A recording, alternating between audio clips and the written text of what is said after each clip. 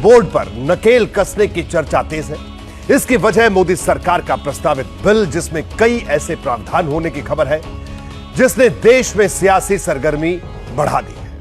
अभी खबर सूत्रों के हवाले से है, बिल का ड्राफ्ट भी सामने नहीं, लेकिन विपक्षी दलों के विरोध से सियासी पारा 7वें आसमान पर पहुंच गया है।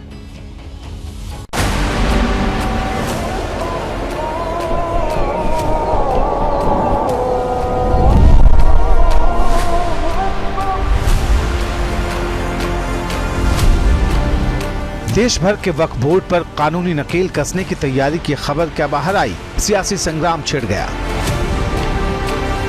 मोदी हुकूमत वक्फ बोर्ड की ऑटोनॉमी को छीनना चाहती है। इस समय ये लोगों को बांटना चाहते हैं, चुनाव है उसके नाम पर, धर्म के नाम पर बांटना चाहते हैं। लॉन्ग पेंडिंग प्रॉब्लम का लॉजिकल एंडिंग सोल्यूशन जो है वो वक्त की भी जरूरत है और वक्त की भी जरूरत है। सरकार काम ही करती है मुस्लिम विरोधी, तो इसलिए वो बिल जो होगा मुस्लिम्स को परेशान करने वाले ही है। सूत्रों के मुताबिक शुक्रवार शाम को ही कैबिनेट ने वक्फ अधिनियम में करीब 40 संशोधनों को मंजूरी दे दी थी। सूत्र ये भी बता रहे कि मोदी सरकार वक्फ बिल को इसी हफ्ते पहले राज्यसभा में पेश कर सकती है। जिस प्रस्तावित बिल पर इतना हंगामा मचा है, आखिर उसमें क्या है, पहले ये समझ लेना जरूरी है। सूत्रों के मुताबिक प्रस्तावित बिल के प्रावधान अगर कानून में बदलते हैं तो वक्फ संपत्ति का अनिवार्य सत्यापन कराना होगा। वक्फ बोर्ड को किसी भी संपत्ति को वक्फ प्रॉपर्टी घोषित करने के लिए डीएम की अनुमति लेनी होगी। बोर्ड को अपनी संपत्ति जिला मजिस्ट्रेट के दफ्तर में रजिस्टर्ड करानी होगी ताकि संपत्ति का मूल्यांकन हो सके। इसके राजस्व की देखरेख भी डीएम ही करेंगे।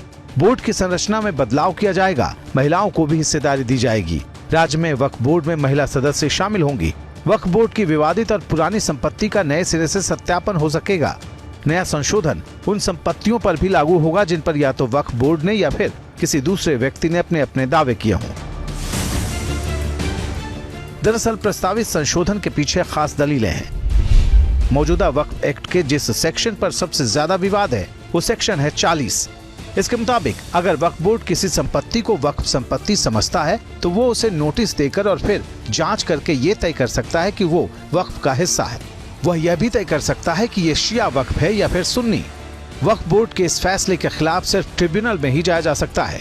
यही नहीं, वक्फ एक्ट के सेक्शन 4 में सर्वे का प्रावधान है, जिसके तहत वक्फ बोर्ड सर्वे कमिश्नर की नियुक्ति कर सकता है जो ऐसी संपत्तियों का सर्वे कर सके। वक्फ बोर्ड पर किसी भी विवाद की सूरत में राज्य सरकार वक्फ ट्रिब्यूनल गठित करती है जो सिविल कोर्ट की तरह काम करते हैं। इनके फैसले के खिलाफ किसी भी सिविल कोर्ट में अपील नहीं की जा सकती।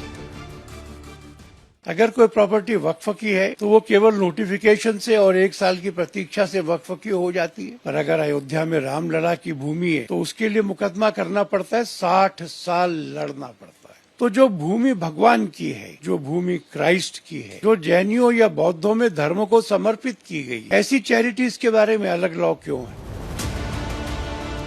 उधर इंडिया गठबंधन इस पर नजरें जमाए बैठा है। अगली रणनीति बिल का ड्राफ्ट देखने के बाद तय की जाएगी।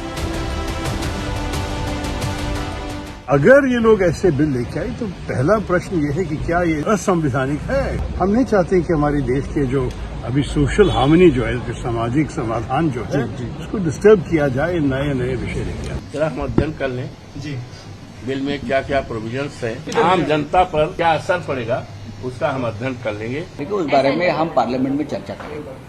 अब तक पूरा ड्राफ्ट सामने आया नहीं।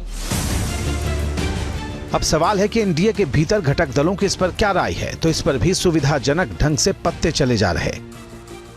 वक्फ जमीन लगभग गलत नहीं है, बिल आने के बाद इस पर भी चर्चा हम करते हैं। ये पहले होना चाहिए। वक्फ बोर्ड के नाम पर कुछ जो लोग हैं वो गलत काम कर रहे हैं। आज समय के तगाजा है कि वक्फ बोर्ड के कानून में परिवर्तन होना चाहिए। वक्फ बोर्ड के पास करीब 8,70,000 संपत्तियां हैं, जिनका कुल क्षेत्रफल करीब 9.4 लाख एकड़ का है। वक्फ बोर्ड एक्ट में संशोधन का सबसे ज्यादा असर यूपी में होगा, जहां बोर्ड के पास सबसे अधिक संपत्ति है।